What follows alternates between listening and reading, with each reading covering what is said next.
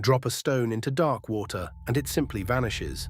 No light reaches the bottom, yet a ship drifting above can map every ridge and every wreck below in total darkness without ever looking down. It does this with sound. One pulse goes out, one echo comes back, and in the gap between them hides the whole shape of the deep. This is sonar sliced open. Below a few hundred feet, the ocean turns black. Water swallows light astonishingly fast. Red fades first, then green, then blue, until even a bright lamp lights only a small bubble around you. Cameras go blind, eyes become useless. So if you want to know what sits a mile straight down, light is the wrong tool entirely. You need something that water carries well, far, and fast. Down here, that something is sound. Sound loves water. In air, it moves about 760 miles an hour. In the sea, it travels more than 4 times faster, and it keeps going for miles before it fades. Whales use this. A single low call can cross an entire ocean basin. Sonar borrows the very same trick. Instead of trying to see the deep, it decides to listen to it and to speak to it in sharp pulses of pressure. It starts with a transducer, a kind of underwater speaker bolted to the hull.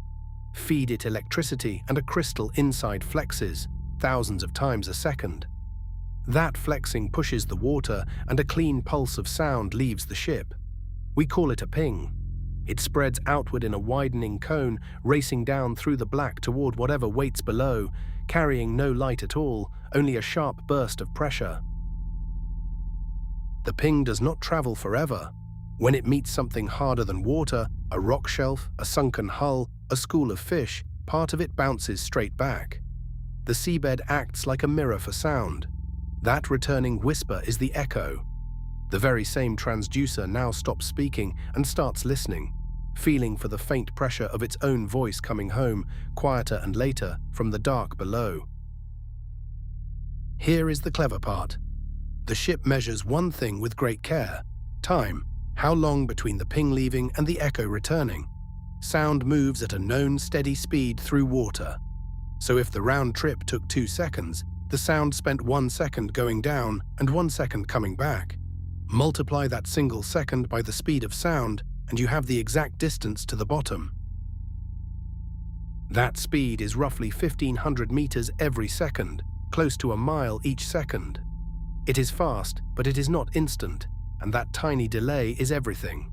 A deep trench returns its echo late. A shallow reef returns it almost at once. By reading only the gap in time, the ship reads depth, ping after ping, never touching the water below, never needing a single ray of light to do it. One ping gives one depth, a single dot beneath the hull. So the ship pings again and again, many times a second, while it sails forward. Each echo adds another dot. Modern systems fan out hundreds of beams at once, sweeping a wide strip of seabed like a lawnmower across a field. Stitch thousands of those strips together and a map appears. Canyons, ridges, and wrecks drawn entirely in sound. Sonar has a quieter mode too. Switch off the ping and simply listen. Every ship, submarine, and whale makes noise, spinning propellers, humming engines, clicking biology. Passive sonar catches those sounds and works backward to find their source, without ever revealing itself. Active sonar shouts and waits for echoes. Passive sonar says nothing at all and just overhears the ocean. The same ears, used in 2 very different ways. An echo carries more than timing. Its loudness hints at what it struck. Hard rock throws back a strong, sharp return. Soft mud answers weakly. A school of fish gives a fuzzy, shifting cloud. Even the pitch can shift. If the target is moving toward you, the echo comes back slightly higher, the same effect that raises the wail of a passing siren. From these clues, sonar guesses not just where, but what. The sea, though, is not a simple mirror.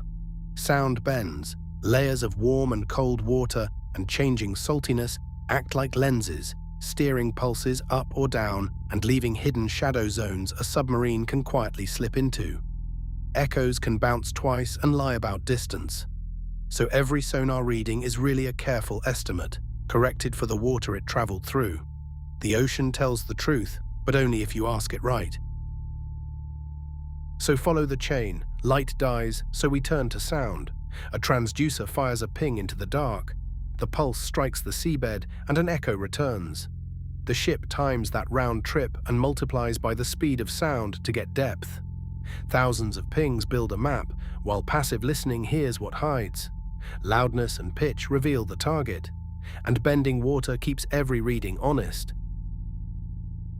An entire ocean of darkness, read like a page, using nothing but a single sound, and its echo coming home. The next time you cross deep water, remember, far below, something is quietly listening. The dark down there is not as empty or as silent as it seems.